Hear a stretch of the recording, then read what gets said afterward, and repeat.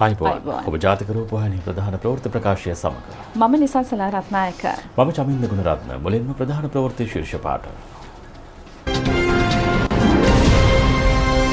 නැගෙනහිර මුහුදේ ගිනිගත් නෞකාවේ ගින්න පාලනය කෙරේ තෙල් සංචිත ආරක්ෂිතයි යහපාලන ආණ්ඩුව ස්ථාපනය කළ දූෂණ විරෝධී ලේකම් කාර්යාලයේ ඇතැම් ක්‍රියාමාර්ග නීති විරෝධී බව රනිල් පිළිගනී 20 වෙනි සංශෝධනයෙන් ජාතික ආරක්ෂාව ශක්තිමත් වන බව නීතිවේදීහු පවසති. ඉදිරි වසර 5 තුළ සියලු නිවාසවලට පැය 24 පුරා පානීය ජලය ලබා දීමේ ව්‍යාපෘතිය. මුලින්ම දේශීය පුවත්. යහපාලන ආණ්ඩු සමයේදී ජාතික විධායක සභාවේ අනුමැතියට යටත්ව පිහිටු දූෂණ විරෝධී ලේකම් කාර්යාලය සිදු කළ ඇතැම් ක්‍රියා නීති විරෝධීව සිදුව ඇති බව හිටපු අග්‍රාමාත්‍ය රනිල් වික්‍රමසිංහ මහතා අද පිළිගත්තා. ඒ දේශපාලන පරිගැලීම් පිළිබඳ සොයා බලන ජනාධිපති පරීක්ෂණ කොමිෂන් සභාව හමුවේ සාක්ෂි ලබා දෙමින් ආර්ථික සංවර්ධන අමාත්‍යාංශයේ හිටපු ලේකම් වෛද්‍ය නිහාල් ජයතිලක මහතා කළ පැමිණිල්ලකට අනුව රනිල් වික්‍රමසිංහ මහතා කොමිසම හමුවේ අද පෙනී සිටියා. කොමිසම හිටපු අගමැති රනිල් වික්‍රමසිංහ මහතාගෙන් විමසා සිටියේ ජාතික විධායක සභාව කුමන නීතියක් යටතේ ස්ථාපනය කළ ආයතනයක්ද යන්නයි. ඊට පිළිතුරු දෙමින් වික්‍රමසිංහ මහතා සඳහන් කළේ එය නීතියක් යටතේ ස්ථාපනය නොකළ ආයතනයක් බවයි. 2015 ජනාධිපතිවරණයේදී මෛත්‍රීපාල සිරිසේන මහතාට ආධාර උපකාර කළ විවිධ දේශපාලන පක්ෂ සිවිල් සංවිධාන සහ වෘත්තීය නියෝජිතයින්ගෙන් සමන්විත කමිටුවක් සාදා තිබූ බවත් එය ජාතික විධායක සභාව ලෙස හැඳින්වූ බවත් වික්‍රමසිංහ මහතා ප්‍රකාශ කළා. ඔහු වැඩිදුරටත් පැවසුවේ එම සභාවේ සමාජිකයින් ලෙස තමා ඇතුළු හිටපු ජනාධිපති මෛත්‍රීපාල සිරිසේන ජනතා විමුක්ති පෙරමුණේ නායක අනුර කුමාර දිසානායක රාජිත සේනාරත්න පාටිලි චම්පික මෙන්ම දෙමළ සංධානයේ නායක ආර් සම්බන්ධන් ඇතුළු පිරිසක් කටයුතු කළ බවයි. කොමිසමට ඉදිරිපත්ව ඇති සාක්ෂි අනුව ජාතික විධායක සභාව කැබිනට් මණ්ඩලයට ඉහළින් කටයුතු කළ ආයතනයක් බව පෙනී යන බව කොමිසමේ සභාපති විනිසුරුවරයා ප්‍රකාශ කළා. එවිට වික්‍රමසිංහ මහතා සඳහන් කළේ විධායක සභාවට කැබිනට් මණ්ඩලයට ඉහළින් විශේෂ බලයක් ලබා නොදුන් බවයි. යහපාලන රජයේ ජාතික විධායක සභාවේ අනුමැතියට යටත්ව පිහිටවනු ලැබූ දූෂණ විරෝධී කමිටුවට ලැබෙන තොරතුරු මත වැටලීම් කිරීම, අත්අඩංගුවට ගැනීම, ප්‍රශ්න කිරීම සහ අධිකරණයට ඉදිරිපත් කිරීම සහ ජනමාධ්‍ය මගින් ප්‍රසිද්ධියට පත් කිරීමට කැබිනට් මණ්ඩලය අනුමැතිය ලබා දීමෙන් සැකකරුවන් සමාජයේ වැරදිකරුවන් ලෙස හංවඩු කැසෙනවාන්නේ දෙයයි කොමිසම වික්‍රමසිංහ මහතාගෙන් විමසා සිටියා. දැන් බලන්න මට වෙච්ච දේ මට බැඳුම් කර මහහොරා කියලානේ කියන්නේ. බැඳුම් කර කොමිසමනුත් පාර්ලිමේන්තුවනුත් කියලා තියෙනවා මගේ සම්බන්ධයක් නැහැ කියලා. නමුත් මාධ්‍ය මහත්වරුන් එහෙම හිතන්නේ නැහැ. චෝදනාවක් එල්ල වුණාම එහෙම වෙන එක සාමාන්‍යයි. යනුවෙන් වික්‍රමසිංහ මහතා ප්‍රකාශ කළා. මෙහිදී කොමිසම හිටපු අග්‍රාමාත්‍යවරයාගෙන් විමසා සිටියේ ඇතැම් අවස්ථාවලදී කමිටුව විසින් යම් ක්‍රියාමාර්ග ගැනීම සඳහා ඔබට පීඩනයක් එල්ල වූයේද යන්නයි. අන්තිමට මම හොරු ඇල්ලුවෙත් නැහැ කියපු අයයි ගියපු අයයි ඔක්කොම මාව දාලා ගිහින්. මම දැන් තනි වෙලා ඉන්නේ. ඊට පිළිතුරු දෙමින් රනිල් වික්‍රමසිංහ මහතා ප්‍රකාශ කළා. දූෂණ විරෝධී ලේකම් කාර්යාලයට ලැබෙන ඇතැම් පැමිණිලි විමර්ශනයට පොලිස්පතිවරයා වෙත යොමු කර ඇතැම් විශේෂිත පැමිණිලි ඍජුවම එම කොට්ඨාශය භාර නියෝජ්‍ය පොලිස්පතිවරයා වෙත යොමු කරනවාදැයි යන්න කොමිසම විමසුවා. දූෂණ විරෝධී ලේකම් කාර්යාලයේ සියලු දේ ක්‍රියාත්මක නොකළ බවත් ඇතැම් කාරණා නීති විරෝධී බවත් හිටපු අග්‍රාමාත්‍යවරයා මෙහිදී සඳහන් කළා. එහිදී කොමිසම නැවත විමසුවේ ඒ අනුව නීති විරෝධී කටයුතු වලට කැබිනට් අනුමැතිය ලැබී තිබේද යන්න. සුදුසු දේවල් කරන්න විතරක් තමයි උපදෙස් දුන්නේ. අපි දැනගන්න ඕනේ මොනවද සුදුසු නැත්තේ කියන එක. සුදුසු ඒවට උපදෙස් අරගෙන ක්‍රියා කරන්න පොලිසියට කියලා තිබුණේ. නීතිපතිවරයාගේ උපදෙස් අරගෙන කටයුතු කරන්න කියලා උපදෙස් දීලා තිබුණා. යනුවෙන් රනිල් වික්‍රමසිංහ මහතා ප්‍රකාශ කළා. කොමිසම විමසා සිටියේ දූෂණ විරෝධී කමිටුවේ රැස්වීම කුමන ස්ථානයක පැවැත්වුවේද යන්නයි. ඊට පිළිතුරු දෙමින් හිටපු අග්‍රාමාත්‍ය රනිල් වික්‍රමසිංහ මහතා සඳහන් කළේ නිශ්චිත කාර්යාලයක් ලබා දෙන තුරු අරලියගහ මන්දිරයේ කාර්යාලයක් ලබා දුන් බවත් එහිදී අනුර කුමාර දිසානායක මහතා ඇතුළු කණ්ඩායමක් එම හමුවට සහභාගී වූ බවයි.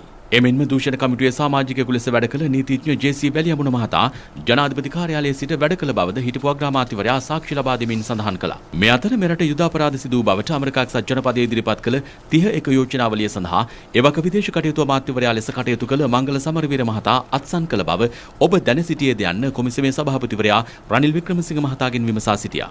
මංගල සමරවීර මහතා ඇතුළු අමාත්‍ය මණ්ඩලයම ඒ පිළිබඳව දැන සිටි බවයි රනිල් වික්‍රමසිංහ මහතා සඳහන් කළේ. කොමිසමේ සභාපතිවරයා යලි විමසුවේ හිටපු ජනාධිපති මෛත්‍රීපාල සිරිසේන මහතාද ඒ සම්බන්ධයෙන් දැනුවත් වූයේද යන්නයි. ඊට පිළිතුරු දෙමින් රනිල් වික්‍රමසිංහ මහතා පැවසුවේ එය හිටපු ජනාධිපතිවරයාද දැන සිටි බවයි. එවක රජයේ සියලු දෙනාම එය අනුමත කළ බවද පැවසුවා. රනිල් වික්‍රමසිංහ මහතා අද පෙරවරු 10ට පමණ කොමිසමට පැමිණි අතර පැය 5කට ආසන්න කාලයක් සාක්ෂි ලබා දීමෙන් අනතුරුව ඉන් පිටව ගියා. නැගෙනහිර මුහුදු ප්‍රදේශයේදී ගිනි ගන්නමින් පවතින MT New Diamond ඉන්ධන නෞකාවේ ගින්න අද සවස් වන විට තරමක පාලනයකට නතු කර ගැනීමට හැකි වේ ඇතැයි ශ්‍රී ලංකා ගුවන් හමුදාව පවසනවා. නාවික හමුදාව පවසන්නේ දියවැල් හා මුහුදුරාලේ බලපෑමෙන් නෞකාව මේ වන විට සංකමන් කන්ද ගොඩබිම් ප්‍රදේශයට නාවික සතුපුම් 22ක් පමණ දක්වා ආසන්නයට පාවී පැමිණ ඇති බවයි. කෙසේ වෙතත් නෞකාවේ ඇති ඉන්ධන සංචිතයට ගින්න පැතිර යාමේ අවධානමක් මේ දක්වා නිරීක්ෂණය වී නොමැති බවයි නාවික හමුදාව ප්‍රකාශ කළේ. මේ අතර නෞකාවෙන් සමුද්‍රීය පරිසරයට සිදුවිය හැකි හානි බලක්වා ගැනීමට උපරිම ක්‍රියාමාර්ග ගන්නා ලෙස අග්‍රාමාත්‍ය මහින්ද රාජපක්ෂ මහතා බලධාරීන්ට උපදෙස් දුන්නා. පැනමා රාජ්‍යයට අයත් මෙම නෞකාව කුවේටේ මීනා අල් අහමද් වරායේ සිට ඉන්දියාවේ ඔඩිෂා ප්‍රාන්තයේ පැරඩිප් වරාය දක්වා යාත්‍රා කරමින් සිටියේදී මෙම අනතුරට ලක් වුණා. ඒ ශ්‍රී ලංකාවට නෞක සතපුම් 38ක් දුරින් සංගමන් කන්ද ආසන්නයේදී. දිගින් මීටර් 333ක් වන නෞකාවේ උස මීටර් 60ක්. මෙම ඉන්ධන ප්‍රවාහන නෞකාව ලොව තෙල් ප්‍රවාහනය කරන අතිවිශාල ප්‍රමාණයේ නෞකා ගණයට අයත් වනවා. පසුගියදා මොරිෂස්යේදී අනතුරට ලක් වූ ජපාන තෙල් නෞකාවට වඩා මෙය ප්‍රමාණයෙන් ඉතා විශාලයි. ගින්න පාලනය කිරීමට ශ්‍රී ලංකා ගුවන් හමුදාවට අයත් MI-17 සහ බෙල් 212 වර්ගයේ හෙලිකොප්ටර් යානා දෙකක්ද අම්පාර කඳවුරේ සිට මෙහෙයුම් සිදු කරනවා. එම යානා අද උදෑසන සිට 30 වතාවක් නෞකාව වෙත ජලය මුදා හැර තිබෙනවා. ගුවන් හමුදාව පවසන්නේ බීච් ක්‍රාෆ්ට් යානාවක් මගින්ද වරින් වර ගුවනින් අවශ්‍ය නිරීක්ෂණ සිදු කරන බවයි. ඊයේ හවස් භාගයේ පටන් ගත්තේ ක්‍රියාන්විතය දැන් අද දක්වා මේ අවස්ථාවේත් ක්‍රියාත්මක වෙනවා. මේ වෙනකොට MI-17 ගුවන් යානය භාවිතා කරමින් අපි ජලය ලීටර් ලක්ෂයට වඩා අධික ප්‍රමාණයක් මේ වෙනකොට නැව මතට පතිත කළා. එම ගින්න පාලනය කරන්නට කටයුතු කරනවා. අනතුරට පත් නෞකාවේ එන්ජිම අක්‍රියව පැවතීම හේතුවෙන් මුහුදුරාල සමග නෞකාව ගොඩබිම දෙසට පාවෙමින් පවතිනවා. එය අදාළුවම පහවන විට ස්ථානගතව තිබුණේ ගොඩබිමට නාවක සතපුම් 25ක් පමණ දුරකින්.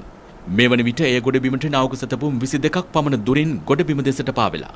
නැවේ ගින්න පාලනය කිරීමට ගත යුතු සියලුම ක්‍රියාමාර්ග ශ්‍රී ලංකා නාවික හමුදාව, ශ්‍රී ලංකා ගුවන් හමුදාව සහ ඉන්දියානු නාවික සහ ඒ වෙරළ ආරක්ෂක නෞකා මසින් කරනු ලබනවා. ඒ පාලනය කරනත් එක්කම තවත් නෞකා අරන් ගිහිල්ලා මේ නෞකාව ලංකාව පැත්තට පැමිණීම වළක්වීම සඳහා ගත යුතු ක්‍රියාමාර්ගත් අපි රැගෙන තිබෙනවා.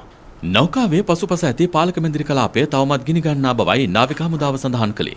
එහි සැලැස්ම අධ්‍යයනය කර නෞකාවේ ග්‍රීක ජාතික කපිතාන්වරයාගේ උපදෙස් මත මුහුදු ගිනි ආවරණය පිළිබඳ විශේෂ දැනුමක් ඇති නාවික හමුදා කණ්ඩායම් මගින් ගින්න නිවීමේ කටයුතු සිදු කරනවා. මෙම මෙහෙයුම් කටයුතු සඳහා ශ්‍රී ලංකා නාවික හමුදාවට අයත් සයුරෙල, සිඳුරෙල සහ රණරිසි යන නෞකා මීටෙක්ව සිටිනවා. ඊට අමතරව හම්බන්තොට වරායේ සිට ට්‍රක් යාත්‍රා දෙකක්, ඉන්දිය නාවික හමුදාවට අයත් නෞකාවක් සහ ඉන්දිය වෙරළ ආරක්ෂක දෙපාර්තමේන්තුවට අයත් නෞකා දෙකක්ද ගින්න නිවා දැමීමේ මෙහෙයුම සඳහා එක් වුණා. එමෙන්ම MT New Diamond නෞකාව අයත් සමාගම විසින් විශේෂ උපාංග සහිත තවත් නෞකාවක් මෙම මෙහෙයුම සඳහා අද රාත්‍රියේ එක්වීමට නියමිතයි. කෙසේ වෙතත් නෞකාවේ පවතින තෙල් ගොඩබිම දෙසට ගලා ඒමේ හැකියාවක් නොමැති බවයි නාවික හමුදාව පවසන්නේ. දැනට තියෙන තත්ත්වය මට ඉතාමත්ම පැහැදිලිව කියන්න පුළුවන්. ලංකාවට තෙල් ගලා ඒමක් මේ කිසිම අවදානමක් නැත. ඒක වෙන්න පුළුවන් දෙයක්. නමුත් එහෙම වෙන්න දැනට තියෙන අවස්ථාව නැහැ. ඒ ප්‍රදේශයේ තියෙන දියවැල් වල ස්වභාවය අනුව ඒ නෞකාව දැනට වෙරළාසන්නව වෙරළට සමාන්තරව දකුණට ගමන් කිරීමේ ප්‍රවණතාවයක් තියෙනවා. ඉතාමත්ම හෙමින්. ඒ වගේම ඉන්දිය නාවික හමුදාවේ නෞකාවක් මෙතනට පැමිණිලා තියෙනවා. ඒ නෞකාවල තියෙන හෙලිකොප්ටර් යාන අපි පාවිච්චි කරනවා. අපි බලාපොරොත්තු වෙනවා මේ ගින්න මැඩපවත්වලා නෞකාවේ ගින්න නැවතත් ඇති නොවන තත්වයකට පත් කළා නෞකාවට බෝඩ් දෙලා මේ නෞකාව සුරක්ෂිතව මේ ස්ථානයෙන් ඉවත් කිරීම සඳහා. මේකේ නැවේ කපිතාන්වරයා සහ තවත් පුද්ගලයෙක් ඉන්දිය වෙරළ ආරක්ෂක හමුදා නෞකාවක ඉන්නවා. ඔහුගේ උපදෙස් සහ ඔහුගේ දැනුම මත ටක් යාත්‍රා සහ නෞකාවලින් ගින්න මැඩ පැවැත්වීමේ වැඩ කටයුතු මේ අවස්ථාවෙන් කරගෙන යනවා. ඉන්දිය වෙරළ ආරක්ෂක අධිකාරියේ හමුදාවේ වෙබ්සයිට් එකේ තියෙනවා නැවේ බඳේ මීටර් 2ක 3ක විතර වගේ පැල්මක් මේ වෙනකොට ඇති වෙලා තියෙනවායි කියලා. මේක යම් කිසි ආකාරයක අයහපත් තත්ත්වයක් ඇති කරයිද? අද උදේ මේ ඉන්දිය වෙරළ ආරක්ෂක හමුදාවේ කපිතාන්වරයා නවදිල්ලියේ ඔහුගේ ප්‍රධාන මූලස්ථානට රපෝර්තු කරා. එයා දැකපු දේවල්. ගිනි ගන්න නෞකාවේ වම් පැත්තේ පිටිපස්ස ප්‍රදේශයට වෙන්න. ඒ පැත්තේ තමයි ඔහුගේ ක්‍රියාකලාපය සිද්ධ වුණේ. ඔහු නිරීක්ෂණය කරා ඒ බඳේ ඒ තියෙන තහඩු වල ඇඹරීමක් ඒවයි ක්‍රැක් එකක්. මේක අපිටත් ඒගොල්ලෝ රපෝර්තු කරා මෙන්න මේ වගේ දෙයක් පේන්න තියෙනවා කියලා. මේක වෙන්නේ අධික උෂ්ණත්වය නිසා. එතකොට මේ ඉන්ටෙන්ස් හීට් එක නිසා ඕනම වෙල්ඩින් කරපු තහඩුවක් ඒවා එකක් ඒක ඇඹරෙන්න පුළුවන්, ඒවා කැපෙන්න පුළුවන්. ඒකෙන් අදහස් කරන්නේ නෞකාවේ මේ ඉරිතලාගෙන යනවා, නෞකාව මෙහෙම කැඩීගෙන යනවා කියලා. එහෙම කිසිම අනතුරක් නැහැ.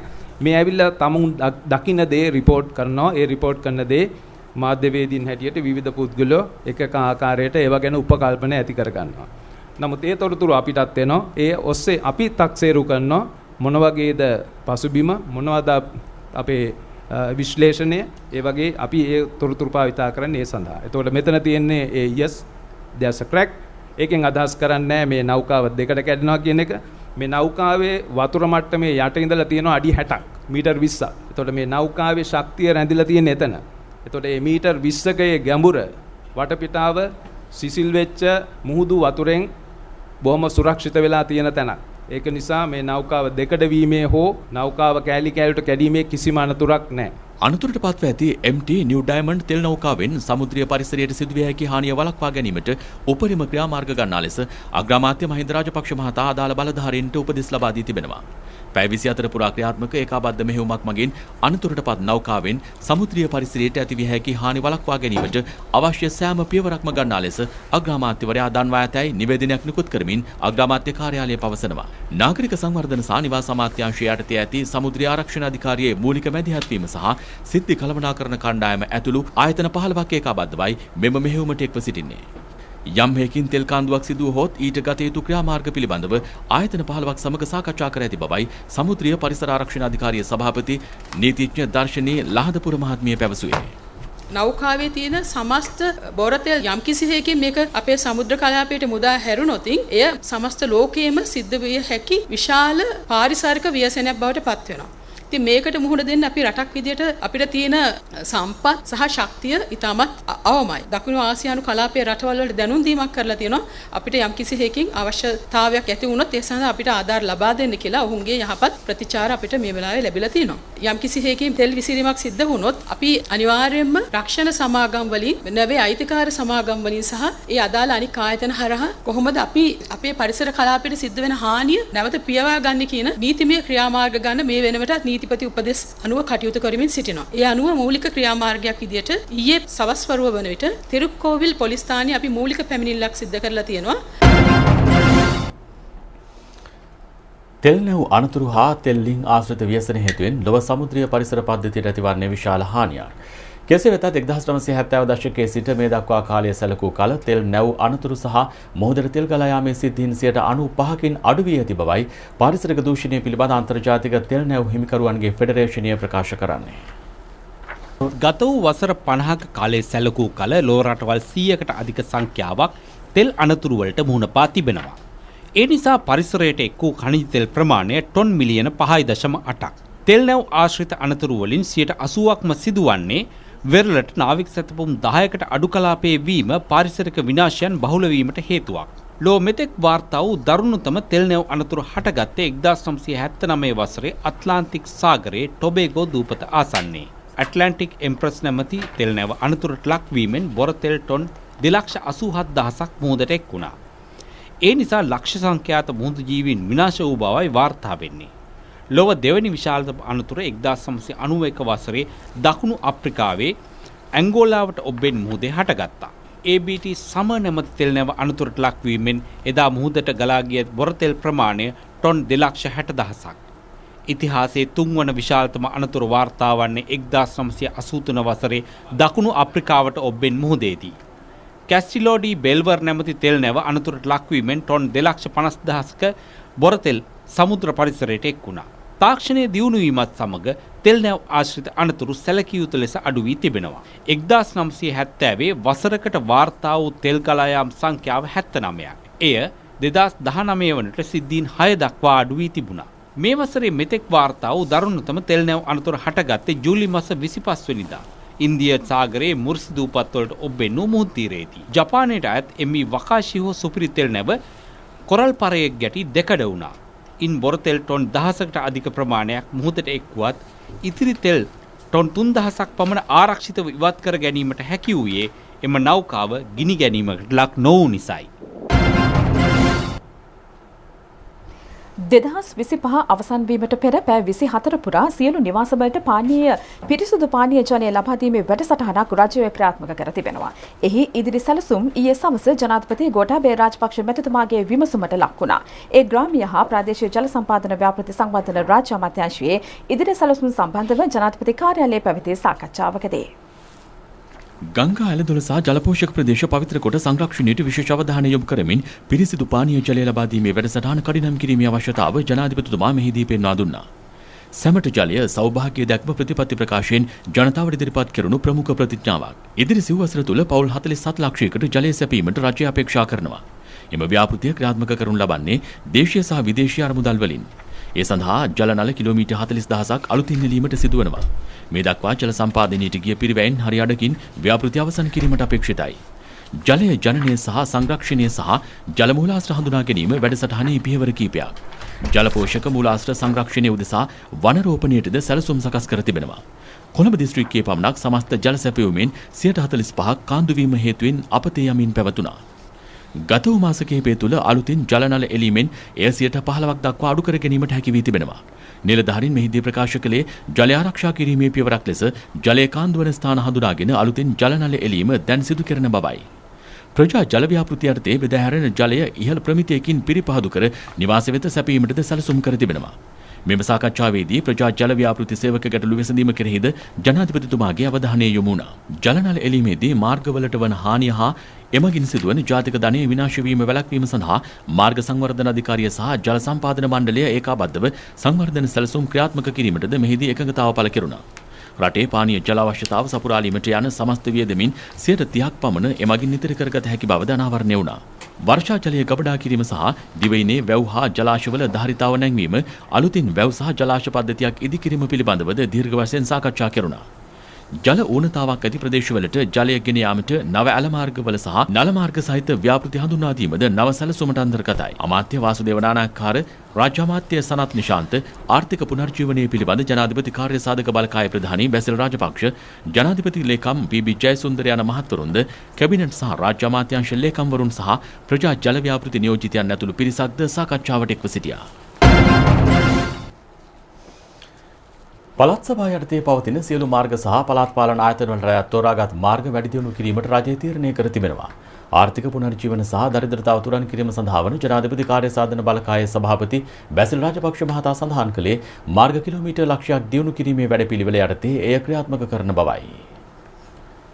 අරලියගහ මන්දිරයේ අද පැවති සාකච්ඡාවකදී බැසිල් රාජපක්ෂ මහතා මේ බව සඳහන් කළා. පළාත් පාලන ආයතන වලට අයත් මාර්ග වලින් ප්‍රධාන මාර්ග දෙකක් එකතු කරන මාර්ග, ප්‍රධාන මාර්ග සහ ප්‍රධාන නගර වලට සම්බන්ධ වන මාර්ගද මේ යටතේ වැඩි දියුණු කරනවා. ව්‍යාපෘතිය ක්‍රියාත්මක කිරීමේදී ජල සම්පාදන මණ්ඩලය, විදුලි බල මණ්ඩලය වැනි ආයතන සමග සම්බන්ධීකරණය විය යුතුයි. විටින් විට මාර්ග කැඩීම වෙනුවට ඒවා සකස් කරන අවස්ථාවේදීම ජල සැපයුම් සඳහා පහසුකම් සැපීම කෙරෙහි අවධානය යොමු කර තිබෙනවා. මාර්ග ප්‍රතිසංස්කරණය සිදු කරන්නේ ප්‍රමුඛතා ලයිස්තුවක් මතයි. පරිසර සමතුලිතතාව ආරක්ෂා කිරීම, ප්‍රයෝජනවත් ගස් වර්ග දෙපස පැල කිරීම කෙරෙහිද අවධානය යොමු කරනවා. කෘෂිකර්ම දෙපාර්තමේන්තුව, මධ්‍යම පරිසර අධිකාරිය වැනි ආයතනවල උපදෙස් සහ සහාය ලබා ගැනීමේ වැදගත්කමද මෙහිදී ප්‍රකාශ කෙරුණා. දිවයිනේ සෑම ගමකම පරිසර කමිටු ස්ථාපනය කරනු ඇති. රෝපණය කරන පැල වර්ග රැක බලා ගැනීම එම කමිටුවට පැවරෙනවා. සෞභාග්‍ය දැක්ම වැඩපිළිවෙල යටතේ ව්‍යාපෘතිය මහා මාර්ග අමාත්‍යාංශය සහ ග්‍රාමීය සහ අවශේෂ පහසුකම් රාජ්‍ය අමාත්‍යාංශයේ මෙහෙයවීම යටතේ පළාත්බද මාර්ග සංවර්ධන අධිකාරිය සහ දෙපාර්තමේන්තුව විසින් ක්‍රියාත්මක කරනු ලබනවා. ඉදිකිරීම ක්ෂේත්‍රයේ ප්‍රවර්ධනය, රැකියා උත්පාදනය, දල ජාතික ආදායම ඉහළ නැංවීම සහ සෑම පුද්ගලයෙකුටම තමන් ජීවත් වන ස්ථානයට නිසි ප්‍රවේශ මාර්ගයක් ලබා දීම ව්‍යාපෘතියේ අරමුණු අතර වනවා. අමාත්‍ය ජොන්ස්ටන් ප්‍රනාන්දු, රාජ්‍ය අමාත්‍ය නිමල් ලංසා යන මහත්වරුන් සහ පළාත් ආණ්ඩුකාරවරුන් ඇතුළු පිරිසක්ද මීට එක්ව සිටියා. ආණ්ඩුක්‍රම ව්‍යවස්ථාවේ 20 වෙනි සංශෝධනයෙන් ජාතික ආරක්ෂාව ශක්තිමත් වන බව නීතිවේදීන් පෙන්වා දෙනවා. ජාතික ආරක්ෂාවේ දුර්වලතා පාස්කු ප්‍රහාරය දක්වා වර්ධනය වූයේ 19 වන ව්‍යවස්ථා සංශෝධනය නිසා බවයි ඔවුන් පෙන්වා දෙන්නේ.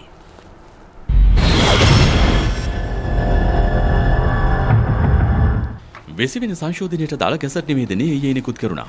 ආණ්ඩුක්‍රම ව්‍යවස්ථා සභාව වෙනුවට 5 දෙනෙකුගෙන් සමන්විත පාර්ලිමේන්තු සභාවක් ව්‍යවස්ථා සංශෝධනය මගින් පත් කෙරෙනවා.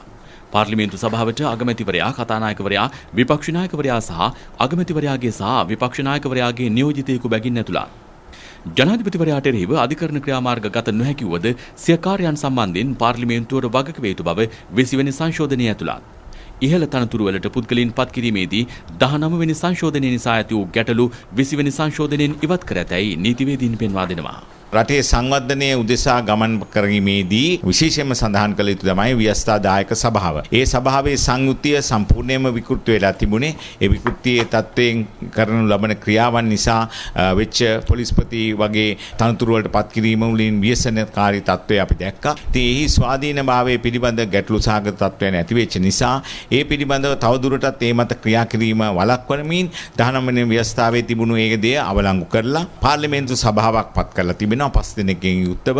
ඒට විපක්ෂ නායකවරයා සහ විපක්ෂ නායකවරයාගේ නියෝජිතයෙක් ඇතුළත් වෙනවා. කතානායක අගමැතිතුමා සහ අගමැතිතුමාගේ නියෝජිතයෙක් හැටියට 5 දෙනෙක්ගෙන් යුක්තව කටයුතු කරන්න හැකියාව ලැබෙනවා. ඒ අයගේ නිර්දේශ ලබා ගැනීම අනිවාර්ය වෙනවා. ඒ නිර්දේශ මත ඉන් පසුව ක්‍රියා කළ යුතු වන්නේ ජනාධිපතිතුමාටයි.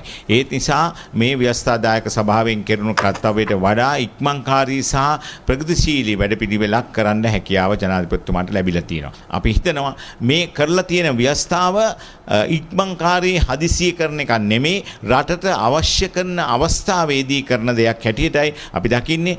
රටේ සංවර්ධනය ඊටාම ශීඝ්‍රයෙන් ඉදිරියට යනකොට තිබෙන බාධාවන් ඉවත් කිරීම පමණයි මේකෙන් සිදුවන්නේ. මේ රටේ අවශ්‍යතාවයක් නොවන 19 වෙනි ආණ්ඩුක්‍රම ව්‍යවස්ථාව ඉදිරිපත් කළාට පස්සේ මේ රටේ රාජ්‍ය ආරක්ෂාව දැඩි ලෙස දුර්වල වුණා. ඒකට හේතුව විධායකය ප්‍රධානියා වන ජනාධිපතිට රටේ රාජ්‍ය ආරක්ෂාව පමණක් නෙමෙයි රාජ්‍ය පාලන යාන්ත්‍රණය පාලනය කරගන්න බැරි දුර්වල නායකයෙක් බිහි වුණා. මේ ජාතික ආරක්ෂාවට සිද්ධ වුණ තර්ජනයේ කොච්චරද කියනවනම් එය සහරාන් ප්‍රහාරය දක්වා ව්‍යාප්ත වුණා. අන්තිමට සහරාන් ප්‍රහාරයට වග කියන්න ඕනේ විධායක ප්‍රධානියා කවුද කියන්න තත්වෙට ප්‍රශ්නාර්ථයක් ජනතාව අතරේ තිබුණා. ඒ වගේම වැදගත් සාධනීය සාධකයක් වෙන්නේ 19 වෙනි ආණ්ඩුක්‍රම ව්‍යවස්ථා සංශෝධනයෙන් ඉවත් කළා මේ ජනතාවට ඍජුවම පනතක් සම්බන්ධව තීරණය කිරීමේ අයිතිය.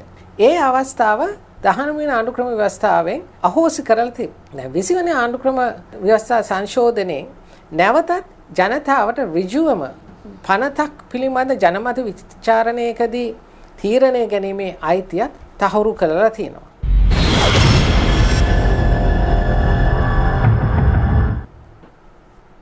වෙසිවෙනි ආණ්ඩුක්‍රම ව්‍යවස්ථා සංශෝධනය සම්බන්ධයෙන් නැමතිවරුන් කිහිප දෙනෙකු අදහස් පළ කළා. 19 වෙනි සංශෝධනයෙන් වෙච්ච අවුල මේ රටේ ජනතාව දැක්කා. රටේ ජනාධිපති කලිසම ඇඳගෙන ඉන්නවා, අගමැති කමිස ඇඳගෙන ඉන්නවා.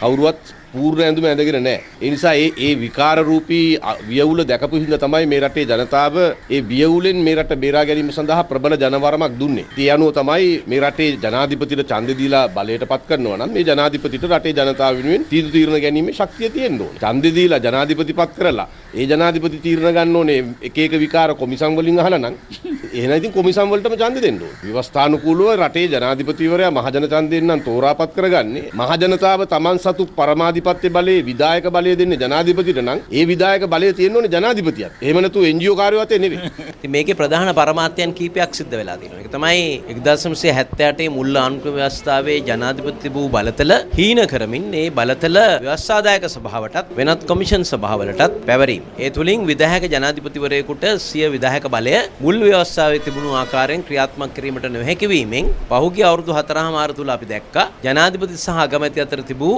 නිරන්තර බලය පිළිබඳව තිබුණා වූ විධායක බලය සහ ව්‍යවස්ථාදායක පිළිබඳව තිබුණු පරස්පරය. ඒ නිසා ප්‍රධාන පරමාර්ථයක් තමයි මේ විකෘති භාවය ව්‍යවස්ථාවට සිදුවී තිබෙන ඉවත් කිරීම. ඒක ඉවත් කළා තිනවා. හැබැයි කොමිෂන් සභාව තියලා තිනවා. ඒවැයි යම් ව්‍යුහාත්මක වෙනස්කම් කළා තිනවා. ව්‍යවස්ථාදායක සභාවේ සංයුතිය වෙනස් කළා තිනවා. ඒක පාර්ලිමේන්තු සභාවක් බවට පරිවර්තනය කළා තිනවා. ඒ වගේම විධායක ජනාධිපතිවරයාට ඒ තිබුණු බලය හීනවීම නැති කරන්න කටයුතු කළා තියෙනවා. දැන් රතු එළිය විශේෂාංගය. ශ්‍රී ලාංකිකයින් අද නිදහසේ මෙලෙස තම දෛනික රාජකාරී ඉටු කරගත්තද බොහෝ රටවලට එම වාසනාව අහිමි වී තිබෙනවා. ඒ කොවිඩ් මාරයා නිසයි. දේශපාලනික නායකත්වයේ මෙන්ම නිලධාරීන් තම යුතුයකම නිසි ලෙස ඉටු කිරීමේ ප්‍රතිඵලයක් ලෙස දරුවන්ට අද නිදහසේ පාසල් යාමේ අවස්ථාව හිමි වී තිබෙනවා. එහෙත් සෞඛ්‍ය බලධාරීන් ඔබෙන් ඉල්ලූ එකම ඉල්ලීම වූයේ සෞඛ්‍ය ආරක්ෂිත ක්‍රමවේද නිසි ලෙස අනුගමනය කරන ලෙසයි. එය නිසි ලෙස ඉටුවන්නේද කියා සොයා බැලීමට අප ප්‍රදේශ කිහිපයක් නිරීක්ෂණය කළා.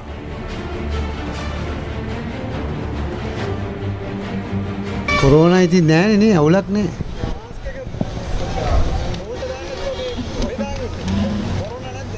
ඒකයි දාන්න කියලා නීතියොත් නෑ නේද ඉතින්. දානවා ඉතින්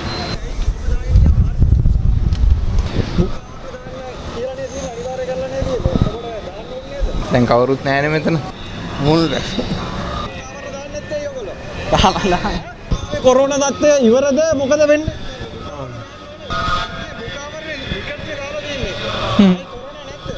කොරෝනා නෑනේ දෙන්නේ. මොකාරණ බොරුවල. කොවිඩ්-19 හේතුවෙන් මේ වන විට 2,65,317 දෙනෙක් ලෝපුරා පීඩා විඳින අතර මියගිය සංඛ්‍යාව 8,73,786ක්.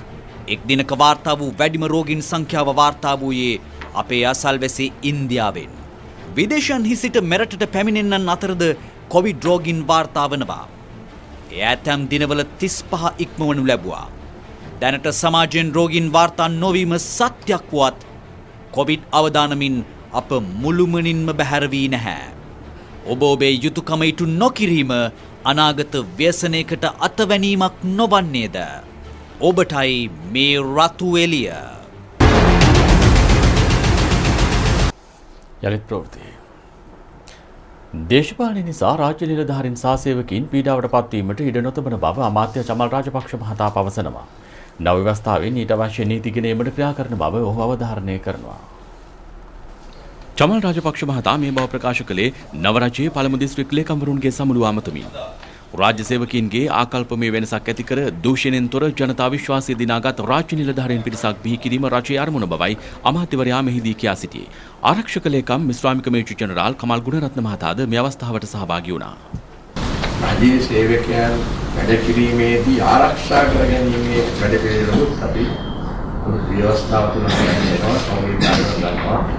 මොනවාට දක්ෂ සැපවූ නිලධාරීන් උදේ අමාරුවෙන්ම ජීවිතේ දේශපාලන නිසා රජයේ සේවකයන් පීඩාවට පත් වෙන නිසා මේ සඳහා ඒගේ ආරක්ෂාව සඳහා ව්‍යවස්ථාවෙම මොනවායි ආරක්ෂාව සැලසුම් ටවහෝල් රඟහල පදනම සංවිධානය කරන ප්‍රේක්ෂා වේදිකා නාට්‍යවල මරදාන එල්ප්‍රින්ස්ටන් සහ ටවර් යන රඟහල්වලදී මේ දිනවල පැවැත්වෙනවා. ප්‍රේක්ෂකයන්ට දිනපතා සවස 3:30ට සහ 6:30ට නාට්‍ය දර්ශන නැරඹිය හැකියි. නාට්‍ය කලාව ප්‍රේක්ෂකයා අතරට සමීප කිරීමේ අරමුණින් ගුණාත්මක බවින් ඉහළ වේදිකා නාට්‍ය රැසක් නාට්‍ය උළෙල සඳහා තෝරාගෙන තිබෙනවා. ප්‍රවේශ පත්‍ර සහන මිලක් යටතේ අදාළ රංග ශාලාවල දොරටුවෙන් ලබාගත හැකියි. ටෙලිනාට්‍ය ප්‍රවීණ අධ්‍යක්ෂ නලින් මාපිටිය මහතා නව නිෂ්පාදනයක් ලෙස ඉදිරිපත් කරන කලාවේදී රෝහණ බැද්දගේ මහතාගේ රාලහාමි වේදිකා නාට්‍ය හෙට සවස මරදාන එල්ෆින්ස්ටන් රංගහලේදී ප්‍රදර්ශනය කිරීමට නියමිතයි. ඒ සමගම ප්‍රධාන ප්‍රතිප්‍රකාශය මින් නිමාවට පත්වෙනවා. ආයුබෝවන්.